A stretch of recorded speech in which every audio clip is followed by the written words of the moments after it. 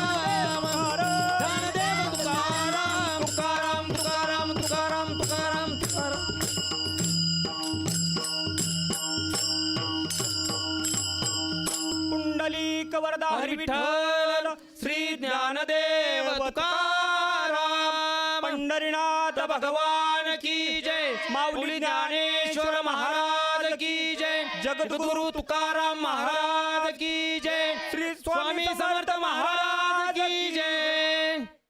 या जगामध्ये भगवंताने आपल्याला जसं ठेवलं आहे त्यामध्येच आपण समाधानी राहावं. आपल्यावर येणारी दुःख किंवा संकट ही आपल्या पूर्वसंचिताचे भोग असतात.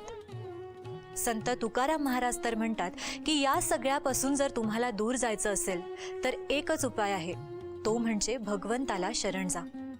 भगवंताचं नामस्मरण करा, भगवंताची मनोभावे सेवा करा. आपणही पांडुरंगाला शरण जाऊया. बोला पुंडलिक वरदे हरी विठ्ठल श्री ज्ञानदेव तुकाराम पंढरीनाथ भगवान की जय. आजच्या या भागामध्ये इथेच थांबूया. बघत रहा आपल्या सगळ्यांचा आवडता कार्यक्रम गजर कीर्तनाचा सोहळा आनंदाचा, को पावर्ड बाय गोपुरम कुंकू आणि हळदी पावडर. तोपर्यंत जय जय रामकृष्ण हरी.